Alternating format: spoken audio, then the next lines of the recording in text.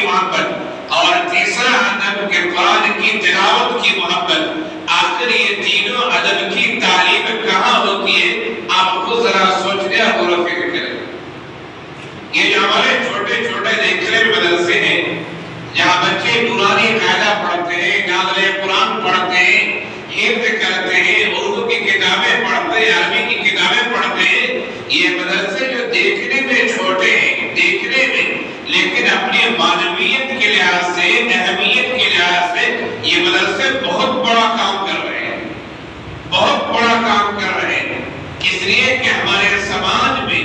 جو چھوٹے چھوٹے بچے ہیں، یہ مدرسے ان کی تربیت دینی لحاظ سے کرتے ہیں۔ یہ مدرسے بتاتے ہیں کہ نبی کی محبت کیسی ہونی چاہیے، یہ مدرسے بتاتے ہیں اہل بیت سے محبت کیسی ہونی چاہیے، یہ مدرسے بتاتے ہیں قرآن کی تلاوت کیسی ہونی چاہیے۔ اس لیے ہمیں ان مدرسوں کی قدر کرنی چاہیے، ان مدرسوں کو معمولی نہ سمجھا جائے۔ یہ مدرسے وہ ہیں جو ہمارے دین کی حفاظت کے مضبوط قلعے ہیں۔ جس طرح پہلے زمانے میں بادشاہ وغیرہ جہاں رہتے تھے، چاروں طرف سے اس کی باؤنڈری ہوتی تھی، شہروں کی باؤنڈری ہوتی تھی، علاقوں کی باؤنڈری ہوتی تھی، گھروں کی باؤنڈری ہوتی تھی، اور اس وجہ سے باؤنڈری کو ڈالی جاتی تھی تاکہ وہ گھر محفوظ رہے، علاقہ محفوظ رہے۔ یہ جو ہمارے مدرسے ہیں، یہ ہمارے سماج کے لیے ایک مضبوط قلعے کی طرح ہے، جہاں سے ہمیں ایمان ملتا ہے، جہاں سے ہمیں قرآن کی تعلیم ملتی ہے، جہاں سے ہمیں نبی کی سیرت ملتی ہے، جہاں سے ہمیں بہترین ائمہ، بہترین خطبہ ملتے ہیں، جہاں سے ہمیں بہترین حافظ اور حفاظ ملتے ہیں۔ ان مدرسوں کی قدر کرنا انتہائی ضروری ہے۔ یہ دیکھنے میں چھوٹے ہوتے ہیں لیکن ان کی تاثیر بہت بڑی ہے، اور اللہ کے نزدیک ان مدرسوں کی بہت اہمیت ہے۔ یاد رکھیں ان مدرسوں کی نسبت جو ہے، نسبت وہ کہاں سے، ذرا غور کیجیے۔ آدمی اپنے رشتے ڈھونڈتا ہے، تعلقات ڈھونڈتا ہے۔ دنیا کے معاملہ دیکھیے کہ کوئی آدمی کہیں جاتا ہے، کسی بڑے آدمی کے پاس فوراً اپنا وسیلہ جوڑنا شروع کر دیتا ہے کہ آپ کے دوست سے فلاں آدمی، میں ان کا خاص آدمی ہوں۔ تعلقات بتانا شروع کرتا ہے، سورسل اور ذرائع بتانے شروع کر دیتے ہیں، تاکہ جب میرا تعارف ہوگا تو میری اہمیت ان کے سامنے ہوگی، میرا کام جلدی بن جائے گا، میرے مسائل جلدی حل ہو جائیں گے۔ تو آخر ان مدرسوں کا رشتہ کہاں سے، وہ بھی ہمیں سمجھنا چاہیے۔ یہ مدرسے کوئی معمولی ادارے نہیں ہیں، چاہے ان کے پاس بلڈنگ ہو یا نہ ہو، ان کے پاس بڑے بڑے کوٹھے ہو یا نہ ہو، ان کے پاس بڑے بڑے محل ہو یا نہ ہو، لیکن ان مدرسوں کا جو رشتہ ہے، جو تعلق ہے، وہ آقا نامدار احمد مصطفیٰ محمد مصطفیٰ صلی اللہ علیہ وسلم کی زندگی سے ان کا تعلق ہے۔ آپ صلی اللہ علیہ وسلم کو جب نبوت ملی اور آپ کی جب بعثت ہوئی اور مکہ مکرمہ میں جب آپ نے دعوت کا کام شروع کیا، تو سب سے پہلا مدرسہ اگر کہا جائے باضابطے اعتبار سے تو دار ارقم تھا۔ وہ حضرت ارقم کا گھر تھا، جہاں اللہ کے رسول صلی اللہ علیہ وسلم نئے نئے مسلمانوں کو جو ایمان لاتے تھے ان کے گھر میں جمع کر کے انہیں دین سکھاتے تھے، کلمہ سکھاتے تھے، مسئلے مسائل بتاتے تھے، قرآن سکھاتے تھے۔ تو ان مدرسوں کا تعلق اللہ کے رسول کی سیرت طیبہ کے اس پہلو سے جو پہلو مکہ مکرمہ کا پہلو تھا، اور وہاں اللہ کے رسول صلی اللہ علیہ وسلم نے دار ارقم میں جو مدرسہ قائم کیا تھا، اس مدرسے سے ان مدرسوں کا تعلق ہے۔ دار ارقم کے بعد دیکھیے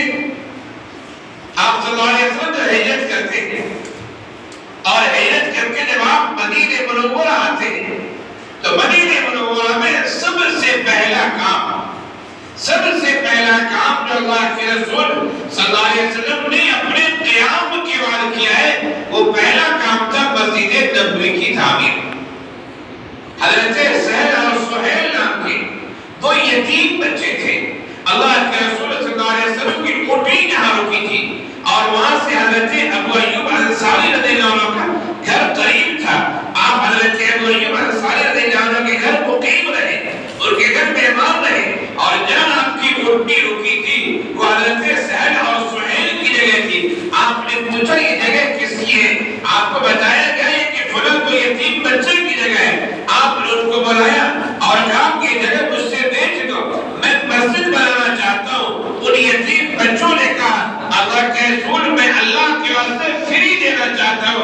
اللہ کے رسول نے فرمایا نہیں سیری مت دو، میں اپنے پیسے سے خریدوں گا۔ آپ نے اس زمین کو اپنے پیسے سے خریدا اور وہاں مسجد نبوی کی تعمیر کی، جو آج بھی مسجد موجود ہے اور انشاءاللہ قیامت تک رہے گی۔ اس مسجد کی زیارت کی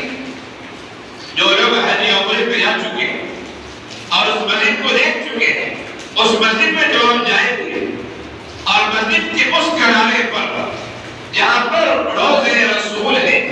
اللہ کے رسول صلی اللہ علیہ وسلم کا مزار مبارک ہے، آپ کے مزار مبارک کی دیوار سے مل کر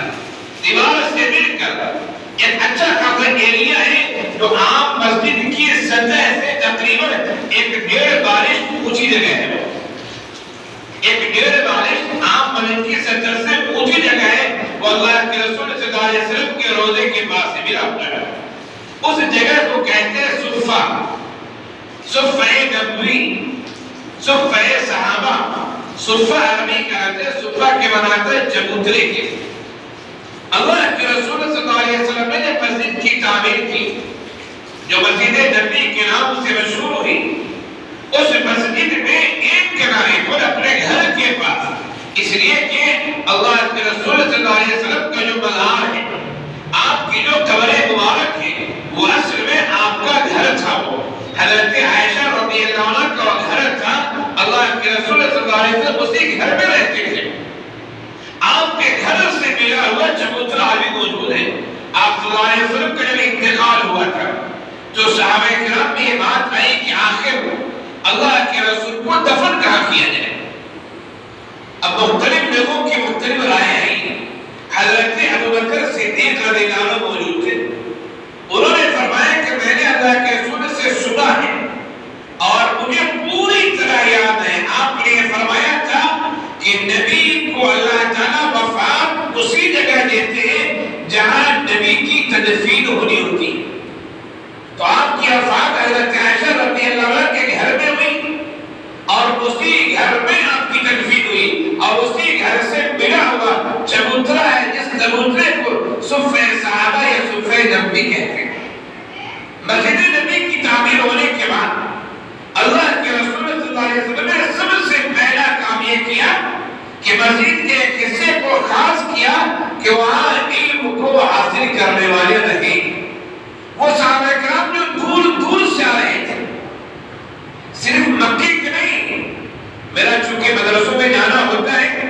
اور ایک دو نہیں سینکڑوں مدرسوں میں اور مدرسے میں نہیں بلکہ باہر بھی پروگرام ہوتے رہتے ہیں، ادر اسٹیٹس میں پروگرام میں جاتا رہتا ہوں، یوٹیوب پہ سینکڑوں بیانات موجود ہے میرے، جو لوگ سنتے ہیں وہ جانتے ہیں، میں وہاں بھی یہ کام کرتا ہوں۔ بعض لوگوں کو یہ ہوتا ہے کہ پتہ نہیں لوگ کہاں سے آ کے بچے ہیں یا کہاں کے بچے ہیں، ایسی باتیں کہتے ہیں۔ یاد رکھیے کہ بچے جہاں کے بھی جیسے بھی ہو، وہ اگر قرآن پڑھتے ہیں تو ہمارے محلے کا رحمت کا نزول ہوتا ہے۔ اس مدرسے کا رشتہ میں نے کہا مسجد نبوی سے ہے اور مسجد نبوی میں اس چبوترے سے جو چبوترا اللہ کے رسول نے بنایا تھا، اس چبوترے پر لوگ کہاں کے رہتے تھے؟ اس چبوترے پر لوگ مکے کے بھی تھے، مدینے کے بھی تھے، یمن کے بھی لوگ تھے، بہت دور دور ہزاروں کلومیٹر دور کے لوگ آتے تھے، وہاں قیام کرتے تھے۔ بعض لوگ ایسے ہوتے تھے کہ انہوں نے اسلام قبول کیا، ان کے گھر والے نے ان کو نکال دیا۔ بعض لوگ ایسے ہوتے تھے جو ایمان سیکھنے کے لیے اپنے گھر کو چھوڑ کر اللہ کے رسول صلی اللہ علیہ وسلم کے در اقدس پر بیٹھے رہتے تھے کہ ہمیں دین مل جائے، ہمیں اسلام مل جائے۔ اس صفے پہ کسی ایک جگہ کے آدمی نہیں تھے، اس صفے میں مدینے کے بھی، مکے کے بھی، حجاز کے بھی، شام کے بھی اور نہ جانے کہاں کے لوگ وہاں تعلیم حاصل کرتے تھے۔ ہماری مدرسوں کا رشتہ اسی صفے نبوی سے ملتا ہے اور یہ رشتہ جب نبی کے گھر سے مل جائے، نبی کے روضے سے مل جائے، نبی کے چبوترے سے مل جائے تو پھر رشتہ دنیا کا سب سے مضبوط رشتہ ہو جاتا ہے۔ ان اداروں کو اس لحاظ سے دیکھیے، ہمارے پاس کوئی معمولی آدمی آ جاتا ہے، معمولی آدمی، اور وہ کہتا ہے کہ میں فلاں منسٹر صاحب کا دوست ہوں، آپ سوچتے خوب سے خوب خاطر کریں تاکہ یہ آدمی خوش ہو جائے تو میرے بہت سارے مسائل ہو جائیں گے۔ کوئی آدمی آتا ہے اور کہتا ہے کہ میں اپنے دادا کا قریبی دوست ہوں، آپ دادا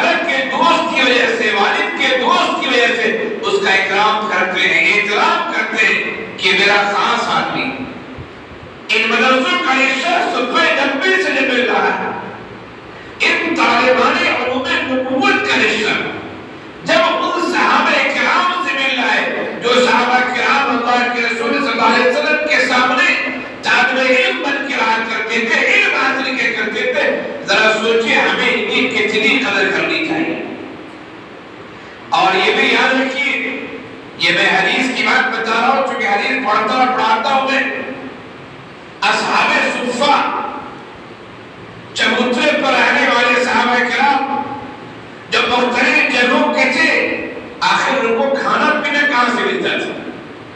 یہ بھی ایک سوال ہے، وہ تو پڑھنے والے تھے۔ بہت کم ایسے اصحاب صفہ کے بہت کم ایسے تھے جو جا کے جنگل سے لکڑیوں کو کاٹے اور بیچے، بہت کم ایسے تھے، ورنہ ان کے کھانے پینے کا انتظام مدینے کے مالدار لوگ کیا کرتے تھے۔ اللہ کے رسول صلی اللہ علیہ وسلم کے گھر میں جب کوئی ہدیہ تحفہ آتا تھا تو آپ پہلے یہ کہتے تھے کہ جاؤ اصحاب صفہ کو دیکھو، پہلے ان کو کھلا دو، ان کا پیٹ بھر جائے، بعد میں کھاؤ۔ اور مدینے کے لوگ جو مالدار ہوتے تھے وہ کھجوروں کے گچھوں کو لا کر صفے کے پاس رکھ دیا کرتے تھے۔ اور یہ عرب میں ابھی بھی رواج ہے، چونکہ میں عرب کے بہت سارے ملکوں میں خود رہ چکا ہوں، تعلیم حاصل کر چکا ہوں، آج بھی وہاں رواج ہے۔ ابھی چند سال پہلے میں کویت گیا تھا، وہاں میں نے دیکھا کہ کویت میں مسجد کے باہر دستیوں مسجد میں دیکھا میں نے دستیوں میں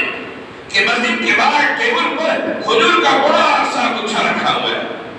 جو بھی آدمی کھانا چاہے اپنی پسند سے توڑ لے کھا لے، گویا کہ وہ صدقے نفلی صدقے کے کم رکھ دیا گیا، کوئی بھی کھائے۔ تو اس طرح اصحاب صفہ کے کھانے کا مسئلہ حل ہوتا تھا کہ مدینے کے افراد ان کے لیے کھانا لاتے تھے۔ اللہ کے رسول صلی اللہ علیہ وسلم کے گھر میں کوئی چیز آتی تھی تو آپ بھیجتے تھے۔ اس سے پتہ یہ چلا کہ مدینے کے لوگوں کے اندر بھی صفحہ نبوی کی بہت اہمیت تھی، اس لیے کہ وہ افراد تھے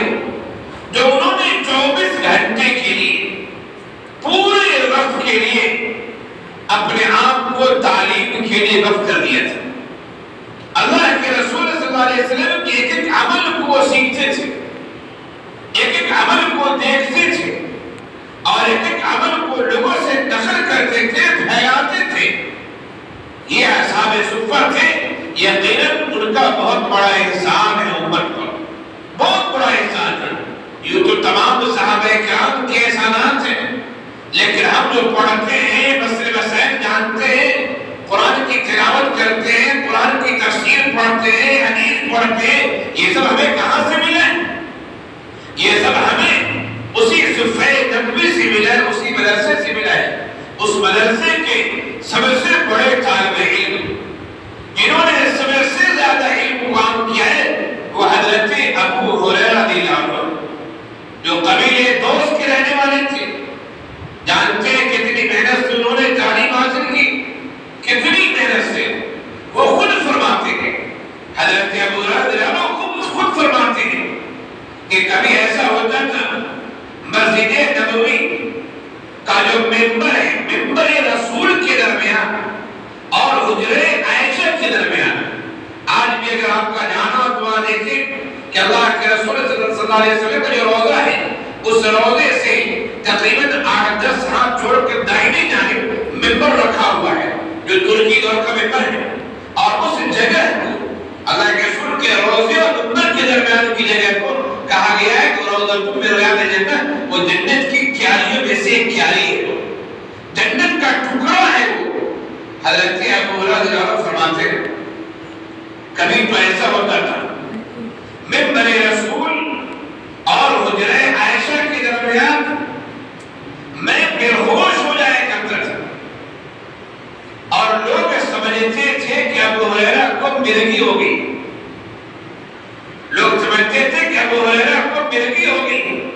ان کو فکس کی بیماری ہو گئی۔ لوگ آتے تھے میرے سینے پر، میرے پاؤں پر اپنا پاؤں رکھتے تھے، فرماتے خدا کی قسم کھا کے کہتا، خدا کی قسم کہ مجھے فکس کی بیماری نہیں تھی، میں چونکہ اللہ کے رسول کے چبوترے پر مستقل رہتا تھا،